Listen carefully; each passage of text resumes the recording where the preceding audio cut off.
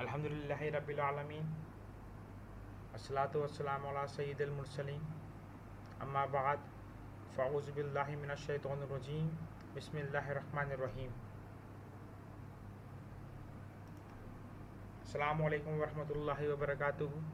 Dear students, today we will study the summer vacation of class 9 of chemistry. So I hope that you have the summer pack, book and pencil. If you don't have any of the things, please collect it quickly. And now open your summer pack. But first, we have to recite the dua of ilm. Salatu wassalamu alayka ya Rasulullah wa ala alika wa ashabika ya Habibullah. Rabbi zidni ilma. Ya Allah, increase my knowledge. Salatu wassalamu alayka ya Nabiullah wa ala alika wa ashabika ya Nurullah.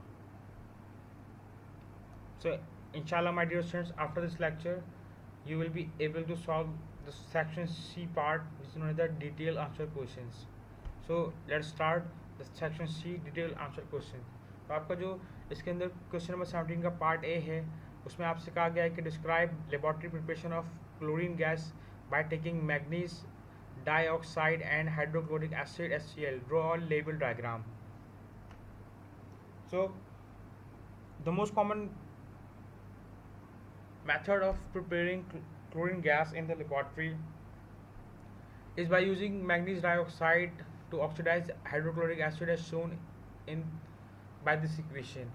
तो जो सबसे easy method है chlorine gas prepare करने का वो simply यही है कि मैग्नीज डाइऑक्साइड का रिएक्शन आप जब हाइड्रोक्लोरिक एसिड के 4 मोल से करवाएंगे तो उसमें आपको क्लोरीन गैस प्रोड्यूस होगी, मैग्नीज क्लोराइड MnCl2 और वाटर प्रोड्यूस होगा. The manganese dioxide is heated with concentrated HCl and the gas produced is bubbled through water to remove any HCl gas present. तो इसको आप इस पिक्चर के तौर से समझें कि आपने इसके अंदर जो है वो टॉप के पोर्शन पे आपने कंसनट्रेटेड HCl को लिया और आपने एक फ्लास्क के अंदर जो है MnA2 को इसके अंदर आपने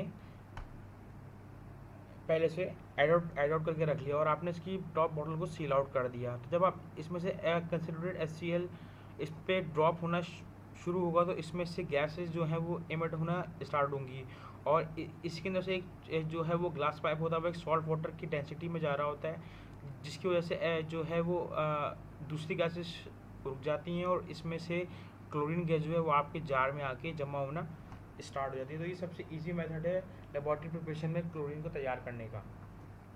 उसके बाद आपका सेकंड पार्ट है दैट वाटर ऑक्साइड्स. ऑक्साइड्स क्या होते हैं? तो and describe the types of normal oxides with one example of each. So oxides are chemical compounds with one or more oxygen atoms combined with another element. तो oxygen आपके पास simply जो है वो केमिकल कंपाउंड है जिसमें एक या एक से ज़्यादा ऑक्सीजन किसी भी दूसरे एलिमेंट के साथ कंबाइन हो तो आपके पास ऑक्साइड्स कहलाते हैं. जैसे हमारे पास सिंपली CO2 है, SO2 है, CO है, ZNO है और हमारे पास इवन H2O भी है. फिर आता है आपके पास के नॉर्मल ऑक्साइड्स क्या होते हैं. Those oxides in which oxidation state of oxygen is -2 are known as normal oxide. जिसके अंदर भी आपके ऑक्सीडेशन स्टेट जो है वो -2 होगी तो आपके पास नॉर्मल ऑक्साइड्स कहलाएंगे. एग्जाम्पल के तौर पे है हमारे पास MgO है, SO2 है और CO2 है. टाइप्स ऑफ हम अगर टाइप्स ऑफ नॉर्मल ऑक्साइड्स की बात करते हैं तो there are basically 4 types of normal oxides. The first is basic oxides.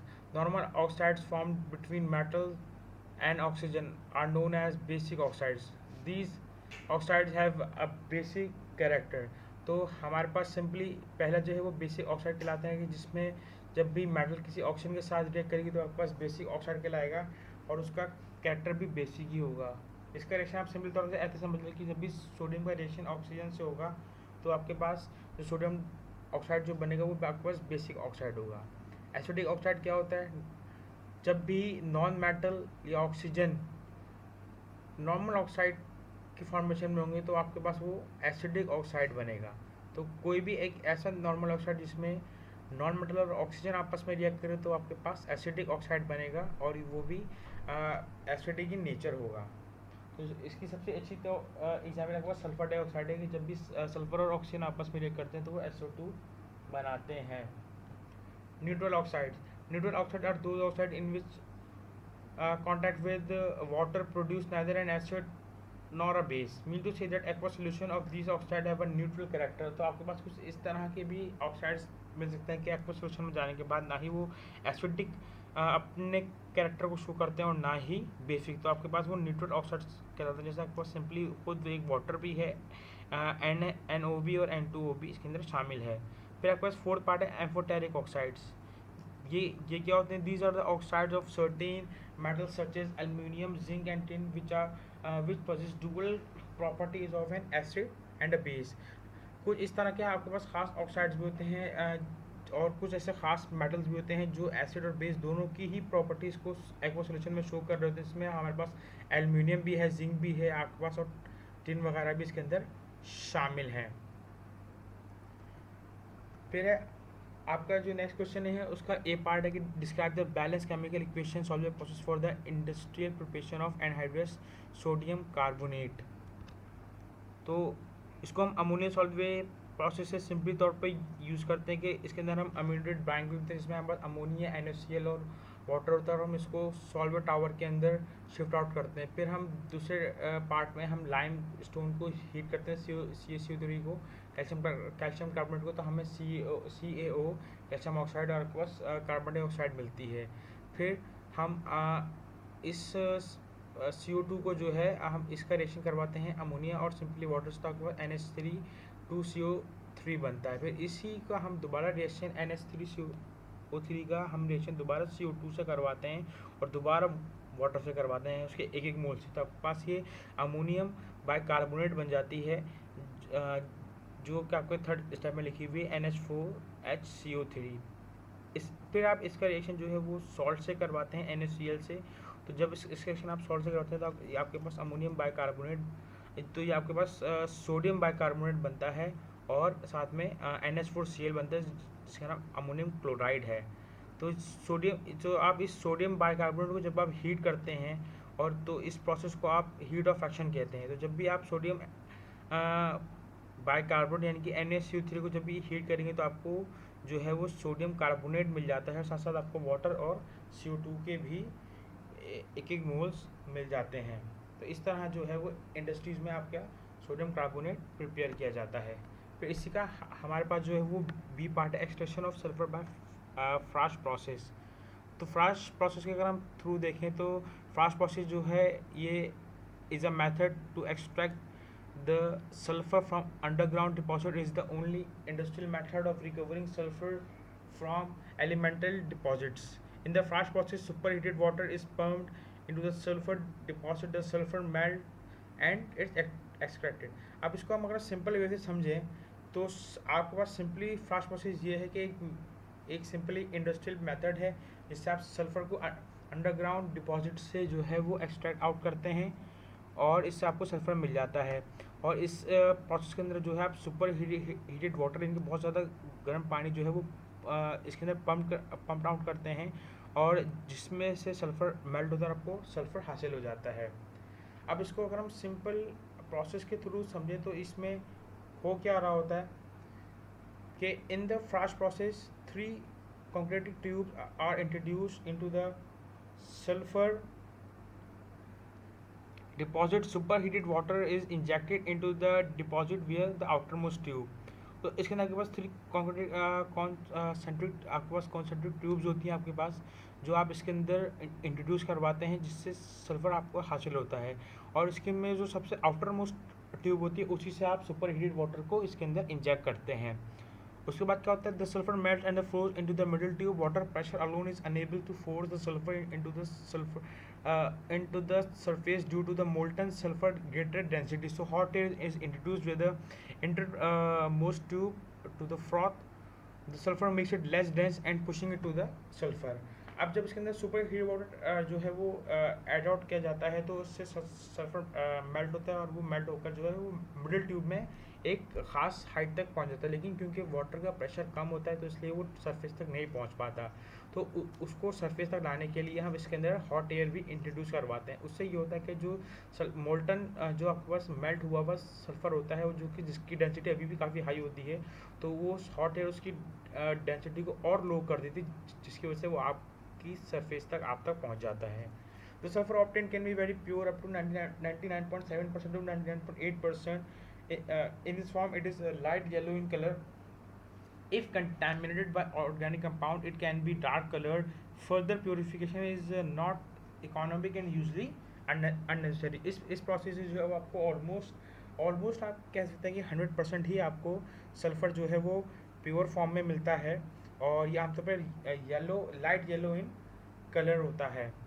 और अगर ये आमतौर पे आपको अगर डार्क कलर का मिलता है तो ये आमतौर पर कुछ ऑर्गेनिक कंपाउंड्स की इसके अंदर कंटेमिनेशन होती है, जिसको सेपरेट करना कुछ इतना इकोनॉमिक या महंगा नहीं पड़ता, और आमतौर पर इसको अननेसेसरी भी समझा जाता है। The first process can be use for deposit 50 to 800 meters deep, 3 to 38 cubic meters of superheated water are required to produce every ton of sulfur. तो अगर आपको फर्स्ट प्रोसेस के अंदर सल्फ़र 1 टन पर टन ऑफ सल्फ़र हासिल करना है आपको सिंपली, तो आपको जो है वो आपकी जो फर्स्ट प्रोसेस के अंदर जो प्रोसेस की डेप्थ होनी चाहिए वो 50 to 800 मीटर्स होनी चाहिए, जबकि आपका जो क्यूबिक मीटर है सुपर हीटेड वाटर का जो आपके इसके अंदर यूज़ होगा वो ऑलमोस्ट 3 to 38 क्यूबिक मीटर इसके अंदर सुपर हीटेड वाटर आपका यूज़ होता है।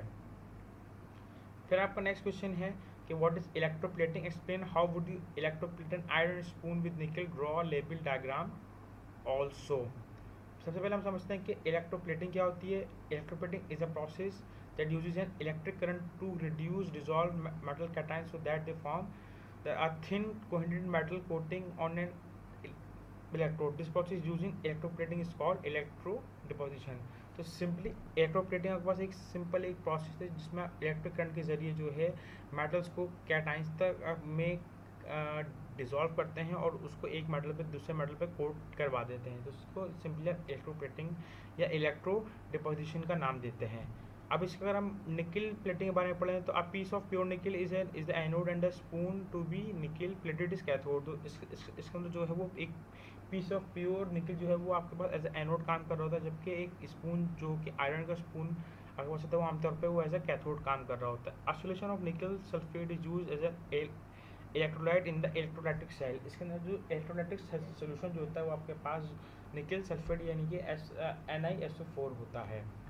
The two electrodes are join with the battery. इन दोनों इलेक्ट्रोड्स को बैटरी से ज्वाइन किया जाता है। On passing electric current the anode which is Ni dissolve in the electrolytic solution forming Ni+2 ions by the loss of electrons. NiO2 ions from the solution move towards the cathode where they gain electrons and are reduced to Ni metal on the surface of the spoon of cathode. अब simply जैसे ही इसमें से electric current pass होता है तो आपके पास electrolytic solution जो निकल होता है वो अपने आयंस में टूटता है और Ni+2 के अंदर पहुंच जाता है अपने इलेक्ट्रॉन लूज करने के बाद।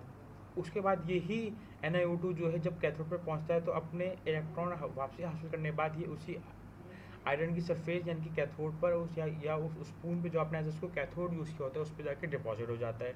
इसको आप सिंपली इस रिएक्शन में इस तरह समझ सकते हैं कि एनोड के ऊपर सिंपली तौर पे जो आपके पास एक्वस सोल्यूशन के अंदर था जो निकल था वो +2 आयन में कन्वर्ट हुआ और उसके बाद कैथोड पर जाकर उससे अपने उन्हीं इलेक्ट्रॉन को लूज किया और सिंपली उस पर जाके डिपॉजिट होकर सिंपली निकल में कन्वर्ट हो गया। तो इस तरह इस प्रोसेस से जो है आप एक आयरन स्पून के ऊपर निकल की कोटिंग करवा सकते हैं।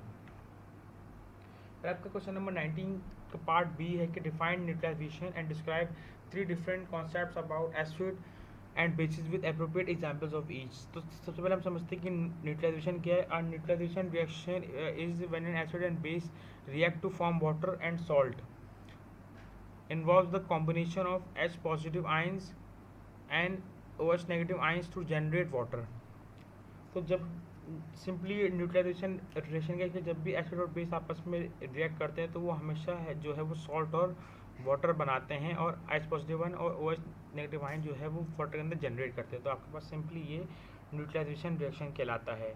अब जो इसमें 3 डिफरेंट थ्योरीज हैं, उसमें फर्स्ट थ्योरी जो है वो आर्हेनियस की थ्योरी है, जिसमें उसकी वो अपनी अपनी थ्योरी में एसिड और बेस को इस तरह एग्जाम्पल में समझाता है ये सिंपली अपनी थ्योरी से कि जब भी एक्वस सोल्यूशन के अंदर कोई भी कंपाउंड जो है वो H पॉजिटिव आयन प्रोड्यूस करेगा तो आपके पास आर्हेनियस थ्योरी कहलाएगी।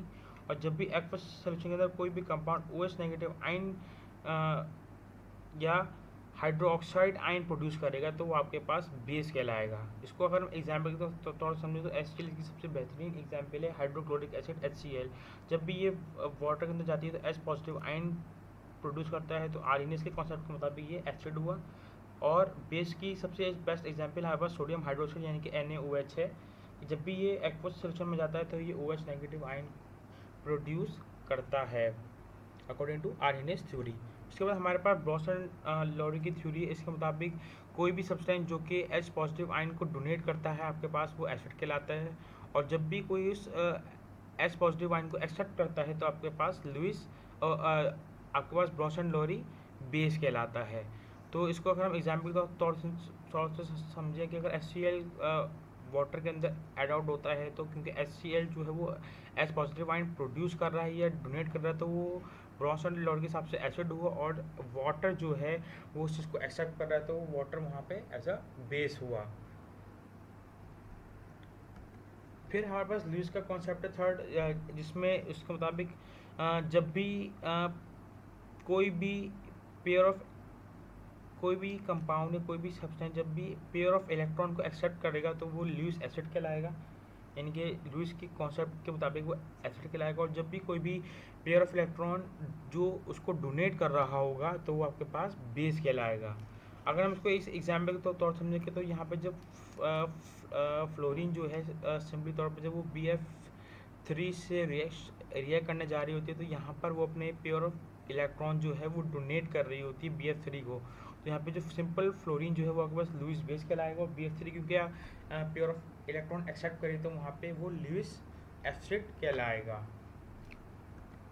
फिर आपके पास क्वेश्चन नंबर 20 का ए पार्ट है, what is metallurgy. How is aluminium metal is extracted from its bauxite ore? Describe the process giving balanced chemical equation and also draw the label diagram of electrolytic cell used in the manufacture of aluminium. सबसे पहले हम metallurgy की समझते हैं कि वो क्या है। Metallurgy is defined as a process that is used for the extraction of metals in their pure form. जब the compounds of metals mixed with the soil, limestone, sand and the rocks are known as minerals. Metallurgy deals with the process of purification of metals and the formation of alloys.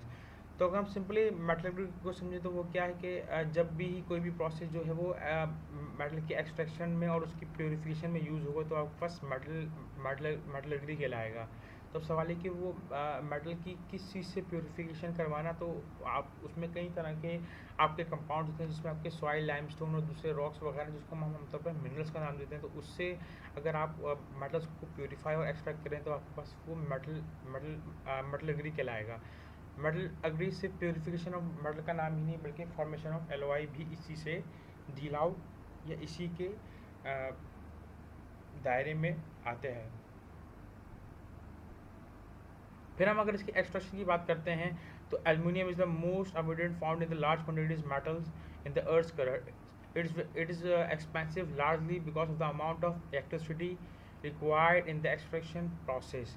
Aluminium जो है काफ़ी mostly आमतौर पे बहुत बड़ी quantity में आपकी earth crust पर मिल जाता है और ये काफ़ी एक्सपेंसिव है क्योंकि इसके एक्सट्रैक्शन में काफ़ी अमाउंट ऑफ एनर्जी आपकी इस्तेमाल होती है।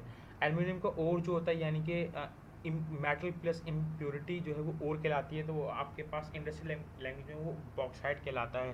The bauxite is purified to produce aluminium oxide, a white powder from which aluminium can be extracted. तो बॉक्साइड जो है एक तरह का वाइट पाउडर होता है जिसमें एल्युमिनियम ऑक्साइड होता है और उसी से जो है एल्युमिनियम को एक्सट्रैक्ट किया जाता है। हम इसकी अगर बॉक्साइड की प्योरीफिकेशन की बात करें तो बॉक्साइड और contain major impurities like ferric oxide and silica. These impurities should be removed from bauxite in order to get aluminium metal of highest quality. Since the impurities of ferric oxide and silica do not react with or dissolve with alkali, they can be removed easily by the filtration and is called sludge.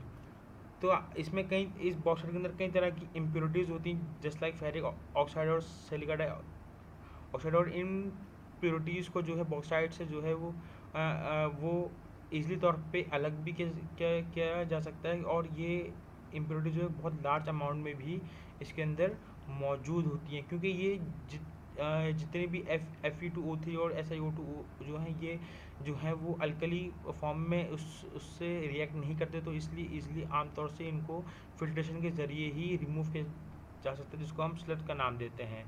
तो इसको हम reaction के तौर पे अगर समझें तो Al2O3 जो है .2H2 जो है, जब इसका रिएक्शन आपके पास NaOH से होता है, तो सिंपली आपके पास वाटर का मॉलिक्यूल बनता है, और आपके पास NaAlOH4 बनता है, प्लस इम्प्योरिटीज़ बनती है। फिर आपके पास NaAlOH4 के साथ जो है एल, जब इसका रिएक्शन जब इसको मज़ीद आप ब्रेक डाउन करते हैं, तो ये AlOH3 बनता है, और आपको वापसी NaOH यानी कि सोडियम हाइड्रोक्साइड वापसी मिल जाता है। फिर इसी AlOH3 को जब आप 1500 डिग्री सेंटीग्रेड पे प्योर तौर पे हीट करते हैं, तो आपके पास Al2O3 बनता है, और आपके पास सिंपली 3H2 आपके पास इसके अंदर वाटर के मॉलिक्यूल्स बन जाते हैं। फिर जब आप इनकी इलेक्ट्रोलाइसिस करने जाते हैं, तो इस इलेक्ट्रोलाइसिस के अंदर सिंपली तौर पे ये होता है, the extraction is done by electrolysis. अब आपने उस बॉक्साइट से उस इम्प्योरिटीज़ को सेपरेट कर लिया, अब आपका वक्त है उसको एल्यूमिनियम को एक्सट्रैक्ट करने का। तो ये प्रोसेस जो है वो इलेक्ट्रोलाइसिस के थ्रू होता है। The ions of aluminium oxide must be free to move so the electricity can pass through it. Aluminium oxide has a very high melting point over 200 degree centigrade, so it would be very expensive to melt it. Aluminum oxide does not dissolve in water, but it does dissolve in the molten cryolite. This is an aluminum compound with a lower melting point than aluminum oxide. The use of cryolite reduces some of the energy cost involved in the extracting aluminum. तो जब क्योंकि Al2O3 aluminium oxide जो है वो water के अंदर अनडिजॉल्वेबल था, तो यहाँ पर जो है उसको डिजोल्व करने के लिए हम क्रायोलाइट एक खास केमिकल का यूज़ करते हैं। उसमें डिजोल्व होने के बाद जब हम इसके अंदर से इलेक्ट्रिसिटी को पास आउट करते हैं, तो ये है अपने आइंस में ब्रेक होना आपको स्टार्ट कर देता है। क्यों अब ये हम इसको मेल्ट इसलिए नहीं करके हासिल कर सकते, क्योंकि इसका मेल्टिंग पॉइंट जो है वो ऑलमोस्ट 2000 डिग्री सेंटीग्रेड है। तो अगर हम इसको मेल्ट करके हासिल करने की कोशिश करें, तो ये हमारे लिए बहुत ज़्यादा एक्सपेंसिव पड़ जाएगा। तो इसलिए हम इस प्रोसेस के अंदर इलेक्ट्रोलाइसिस का ही इस्तेमाल करते हैं। अब हम इसकी अगर इसको रिएक्शन के तौर पर सुने, तो यहाँ पे सिंपली होता है क्या कि Al2O3 जो है वो अपने पहले आइंस में ब्रेक होता है, जब उसमें से इलेक्ट्रिसिटी पास होती है, तो उसमें एल्यूमिनियम और ऑक्सीजन की आयन जो है वो सिंपली आमतौर पे सेपरेट होते हैं। कैथोड पर जो सिंपली तौर पे यहाँ पे रिएक्शन होता है वो ये होता है कि एल्यूमिनियम के 4 आयन जाकर अपने 3 इलेक्ट्रॉन्स वहाँ पे लूज आउट करते हैं, और वहाँ पे आपको प्योर एल्यूमिनियम हासिल हो जाता है। और उसके अलावा जो ऑक्सीजन होता है वो एनोड पर जाकर जो है वो अपने इलेक्ट्रॉन्स को लूज़ कर देता है, और वहाँ पे जाके प्योर ऑक्सीजन के नाम में आपको हासिल हो जाती है। तो वही जाके इलेक्ट्रॉन जो 12 इलेक्ट्रॉन है जो ऑक्सीजन पे जाते हैं, वही जाकर जब एल्यूमिनियम हासिल करता है, तो आपके पास सिंपली प्योर एल्यूमिनियम आपको वहाँ पे मिल जाता है।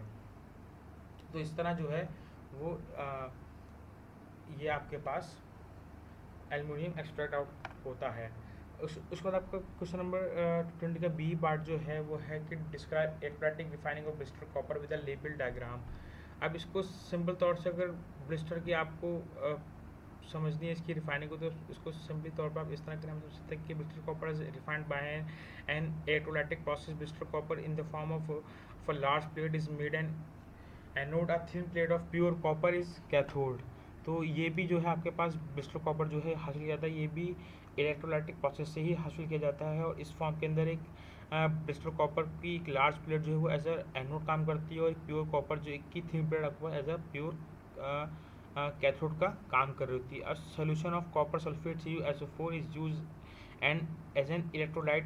The impure blister copper dissolved at an anode. During electrolysis, pure copper is deposited in the form of pure copper at the cathode. अब सिंपली तौर पे क्या हो रहा है, यहाँ पे CuSO4 यहाँ पे आपके इलेक्ट्रोलाइटिक सोल्यूशन पे इस्तेमाल हो रहा है। अब यहाँ पे सिंपली तौर पे क्या रिएक्शन होते हैं कि जैसे CuSO4 आपस में अपने आयन में ब्रेक होता है, तो एनोड पर जाकर कॉपर जो है अपने वो दोनों इलेक्ट्रॉन जो है वो वहाँ से हासिल कर लेता है, और कॉपर जो है वो वहाँ से अपने इलेक्ट्रॉन हासिल करने के बाद जो है वो वहाँ पे प्योर हो जाता है।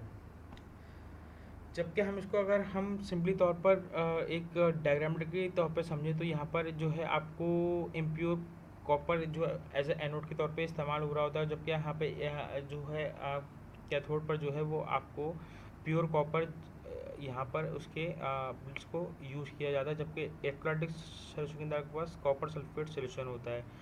तो सिंपली आपके पास ये होता है कि क्योंकि कॉपर के ऊपर जो है वो नेगेटिव चार्ज पॉजिटिव चार्ज होता है हमेशा मेटल्स के ऊपर, तो वो हमेशा नेगेटिव साइड पर जाकर ही यानी कि वो नेगेटिव कैथोड की तरफ जाते हैं और उस प्योर कॉपर पे जाके डिपॉजिट होके मज़ीद उसको प्योर कैनाल में कर लेते हैं। इसके अलावा जो जितने भी इम्प्योरिटीज़ होती हैं वो उसी सेक्शन के अंदर सेटल डाउन होकर उससे सेपरेट हो जाती हैं। तो I hope my dear student आपको ये सेक्शन सी समझने में नहायत ही आसानी होगी और आप उसको ईजिली तौर पे इसके आंसर्स को सॉल्व कर सकते होंगे। In the end my dear students, I hope that everything I have taught in this lesson is very clear. Revise it at home. May Allah strengthen your memory. Ameen. Jazakallahu khair.